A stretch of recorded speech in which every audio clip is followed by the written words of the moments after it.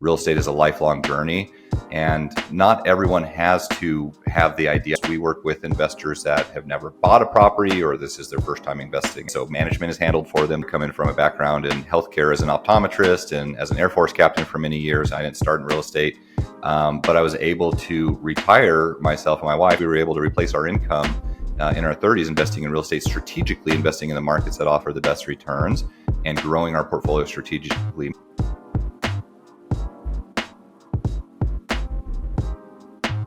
Welcome to Invest Smart with Steadily. Today we're talking with Zach, who is the CEO of Rent to Retirement. He's got a super interesting story, including some military service time that we're going to talk about. And Zach, it's awesome to have you here. In a nutshell, what does Rent to Retirement do? Rent to Retirement, Darren, in a nutshell, it would be, we're the nation's leading turnkey investment company. And I say that hesitantly because turnkey is one of these buzzwords that a lot of people hear about. And I actually think we operate in a very unique space in turnkey, more so in the build to rent space, and offering some unique things to investors that they likely haven't heard about. But generally speaking, when we think about turnkey, our company, we scour the nation to find the best investment markets across the country to make the best deals accessible really to everyone. And we take care of everything. So, we find markets that have population and economic growth, where the cash flow numbers make sense, areas where you can have immediate equity and strong appreciation because there's growth in those areas. And then we stand up our local teams to offer inventory in those areas where people, regardless of their experience level, regardless of where they're physically located, they have the opportunity to participate and invest in the markets that meet their goals the best, that have the best returns, and they can build a stabilized portfolio, diversified across the nation, participating in the best markets. And we help to give them that plan and strategy to execute, as well as the inventory. So in a nutshell, that's what we do. To understand our business model, we do one of two things. Like, we're a turnkey provider, but specifically on the build to rent space, we operate in one of two ways. One, we're builders, but that's about 10% or less of what we do. The vast majority of the new construction that we do are actually us as a community buying properties wholesale from national builders across the country. And these would be like Toll Brothers, Lennar, LGI. And so there's a very good likelihood that one of those builders might have inventory in those areas. But where it becomes unique, and really what our value add is in that scenario, is that because as a community, we're buying thousands of properties every year across the country, we're able to go in and buy wholesale pricing from these builders and actually pass those wholesale discounts on to the individual investor. And so really, like, one of the big positions that we state for investors, like our value add or benefit of being part of our community, is we make institutional type of buying opportunities, like Blackstone or private equity or REITs would come in and buy from the same builders, and we make those accessible to the individual investor. And we're the first company in our space to do that. So what that really translates to, let's just use an example of a $300,000 house. Let's say we call them incentives. And so they're really builder incentives. Let's say we have a 10% incentive, and incentives range from 6 to 12%. So on that $300,000 new construction property in an A-class area where the cash flows well, you can acquire that at either a 10% price reduction. So you have immediate equity buying at $270. You can get that 10% back at closing. And so that can cover half of your down payment. That skyrockets your ROI. If you're putting 20% down, you can use it to buy down rates, or a combination of whatever. So it really allows you to be a unique investor to access inventory and opportunities that you couldn't on your own, leveraging our relationship. And then, like I said, we can also match that with unique financing options. Like, we have credit unions that will do 5% down loans for investors, and there's no mortgage insurance. These are 30-year loans. And so if you think about it, if you're getting 10% cash back on that and you're putting 5% down, you could buy a property with zero money down and actually get money in your pocket. So I'm throwing this out there just so you fully understand our model and our value add to investors. Let's do some quick top of the list, bottom of the list. So if you were to think of these cities, Chicago, Indianapolis, Austin, Denver, are any of those four high or low on your list of markets that you're excited about or that you want to avoid? Yeah, interesting. So let's first define the playing field of what makes an interesting market for us. Mm-hmm. And kind of our strategy is really adhering to the fundamentals of real estate. We want to be in areas that have landlord-friendly legislation, that have low taxes, both from an income and real estate perspective. We want to be in areas that have an undersupply of housing. And that means that there's position for growth, right? And there's a housing need in those areas. That means we're going to have a stable market over time. We want to be in areas, generally speaking, where the home prices are below the $400,000 price point, which is a median house price point in the U.S., and relative areas where people can actually have positive cash flow, putting leverage on a property. So some of the markets, a couple of markets you mentioned, like I'm in Denver, we live in Denver, we don't invest in Denver, at least not in the residential sector, because the numbers don't make sense here. It's too expensive. Taxes are too high. Rent to price ratio is not at a ratio that we want to be in. So that would be lower on the list. Although I really like Denver, it generally doesn't make a lot. There's better markets where you can achieve better returns, still have, the same amount of appreciation that we've seen here, but also have cash flow numbers. Indianapolis would be an example of an area that we are very active in the Midwest, and we consistently work in, because you can still get a quality house at the $150,000 to $200,000 price point. That's an upper B class neighborhood that produces a 12 to 15% cash on cash return.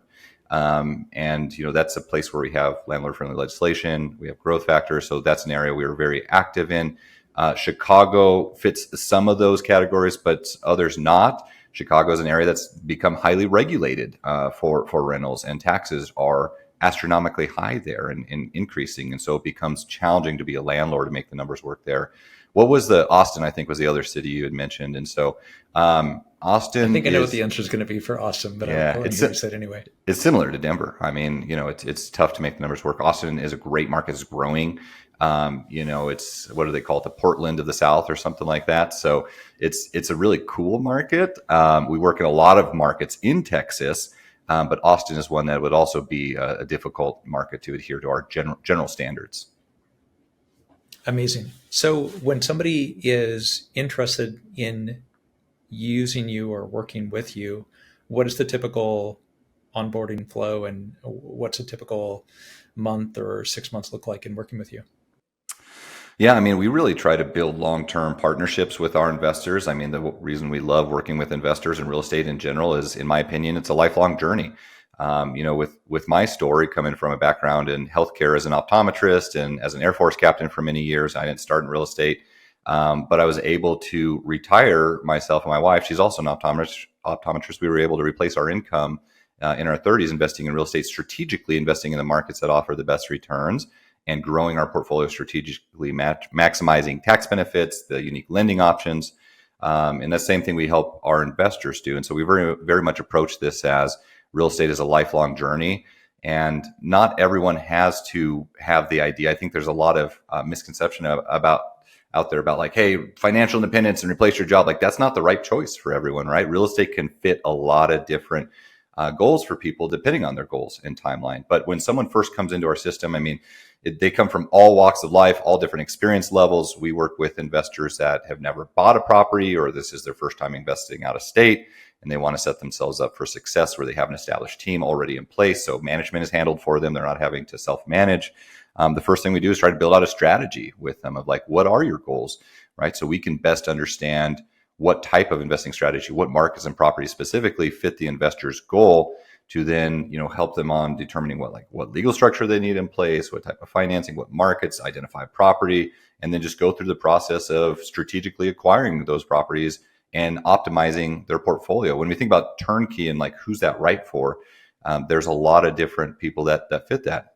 It could be the investor, again, that's never bought a property and they want to set themselves up for success and not have to do it all alone and hit those common pitfalls. It could be someone that lives in an expensive market and the numbers just simply don't make sense based on their goals in that area, and they are almost forced to tap into an out-of-state market where there's established teams. There's investors. We have a lot of investors that are just busy professionals, healthcare professionals or engineers, whatever the case is.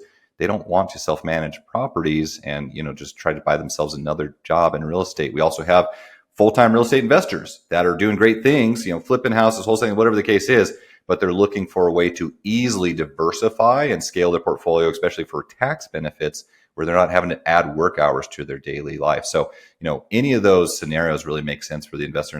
It's all about building the right strategy and plan for the investor. There are so many things you mentioned that I want to jump on. Let's do optometrist and Air Force captain first. Which one came first? And as a captain, what was your role?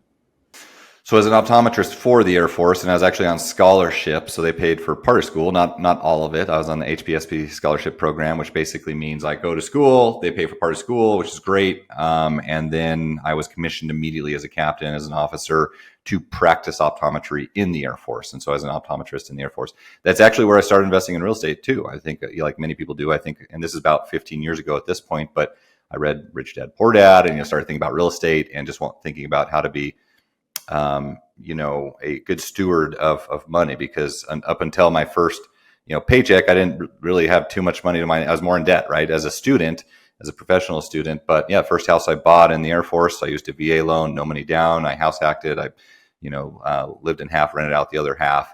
That was very successful. I lived for free, and it just kind of solidified the concept of real estate in my mind. And then from that point, Darren, I always tell people, I never stopped investing. I never looked back. I bought more and more properties every single year since that first duplex we bought about 15 years ago. And it's just that it hasn't all been easy. We haven't made money on all deals. Like, real estate takes work, but I've stayed consistent, and that's been really important for our success over time. The co-founder of my last company, his side business was to invest in real estate, and his target demographic was specifically military towns, bases, etc. I'm curious what you think of that strategy. I love it. I mean, there's a lot of areas where there's established bases that provide a very good tenant demographic, and this would be for multiple reasons. I mean, I think military in general, and obviously I'm partial because I am former military as a vet, and I've been there and seen it like from the inside out. And generally speaking, military bases are a really good place to have consistent occupants and tenants for your properties. They're generally very good tenants. Because they have to be. But I think that's a good approach. There's also been a lot of people that have been very successful in short-term or mid-term rentals around military bases, particularly around where people come for training, and they're consistently there for 3 or 4 months, and then they have the next people inbound. And it's almost like, they're talking to the next group of incoming tenants for a midterm rental or something like that. So yeah, I think it's a unique niche that you can be really, really successful in. So coming back to the second piece, the turnkey, being able to actually be hands off, realistically, for a property investor that does have a busy day job and wants to be hands off, what are the duties of things that they still do need to do? Like, maybe one way to think about it would be the jobs to be done for the owner, and then secondly, like hours per year. What is the time commitment to be an owner of a turnkey property with you? Yeah, I think it generally depends on the person and honestly how much they want to be involved. This is obviously more on the passive end of the spectrum of investing, although I'll caveat this with saying that it's not truly passive. In fact, I don't think there really is such thing as truly passive income, because you always need to be a good steward of your money. You be managing your property managers. You just need to be conscious, right?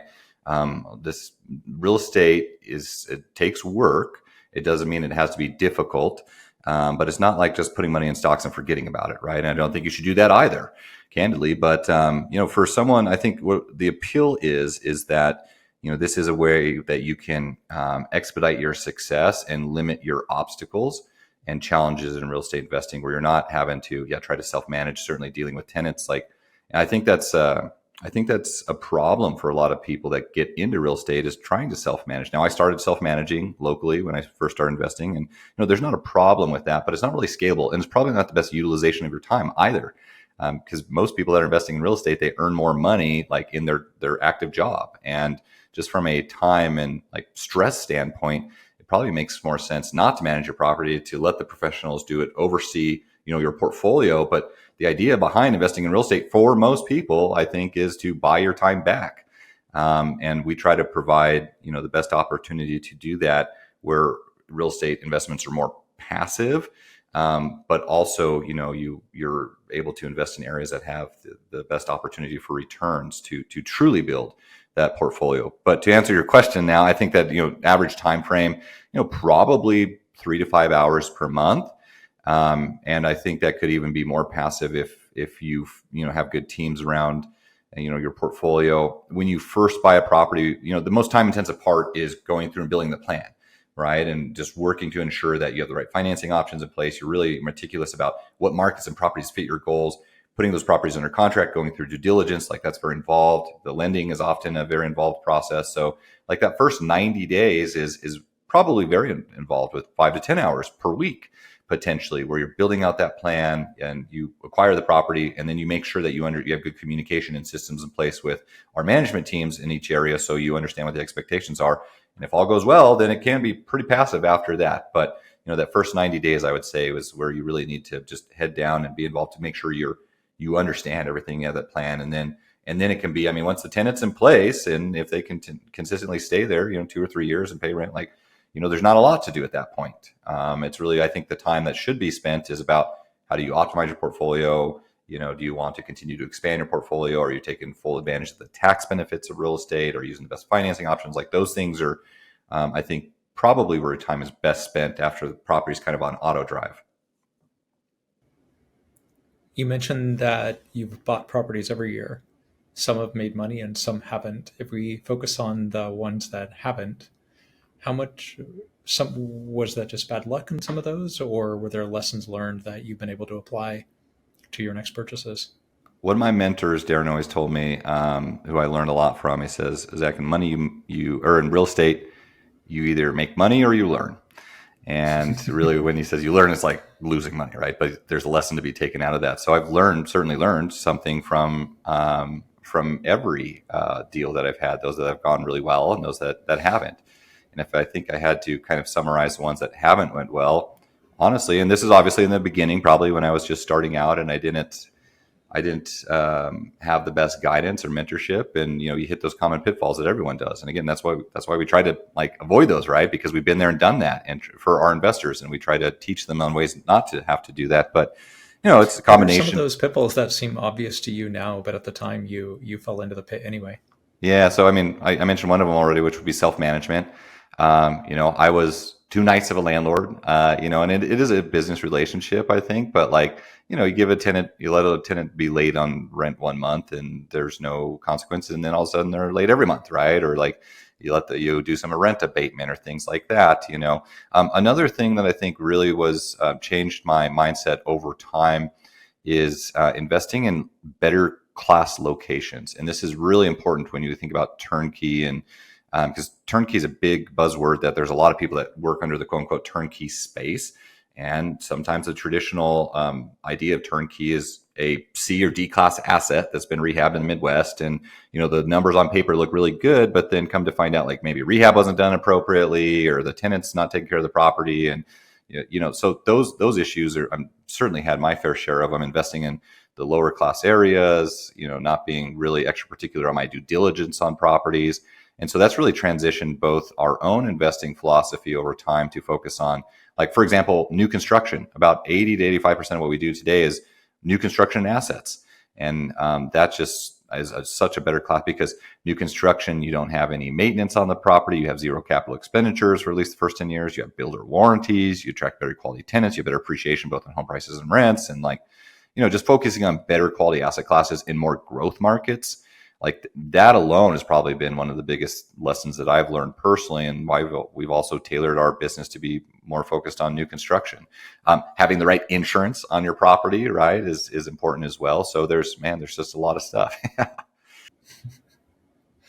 I think so many good insights and nuggets of wisdom in that one.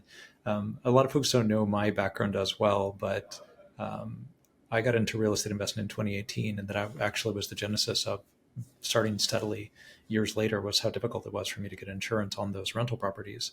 And pretty much all the mistakes that you mentioned, with the exception of self-managing, I made. And I'm dealing with one right now in one of my properties up in Chicago, where it's in view of a busy intersection, and folks have realized that the property is vacant. It's cold in Chicago right now, and it's been broken into 5 times. So now I'm spending in hundreds of dollars a day for 24/7 on-site security to just defend the property. And in the hour leading up to this call, I got a text from the guard saying, "Hey, they came back," and I shoot them away. So it's just one of those things that when you're sitting on the sidelines running the numbers in a spreadsheet and looking at the economics of a property, you don't think about some of these unexpecteds that end up cropping up down the road. Yeah, absolutely. It's been super fun talking with you today. Thank you very much for spending time with us. For folks that want to learn more about rent to retirement, where should they go? Yeah, thanks, Darren. We always want to drive people to our website. We have a very robust podcast, a great YouTube channel with hundreds of thousands of followers. We put out content consistently about all things about real estate investing, market analysis, about investing options. We have a great lender option where you can buy properties with as little as 5% down, multiple properties as an investor loan. But we want to drive people to our website, which is renttoretirement.com. That's renttoretirement.com. Or if you're listening on audio, you can text REI to 33777. We'd be happy to connect with you and talk about your goals.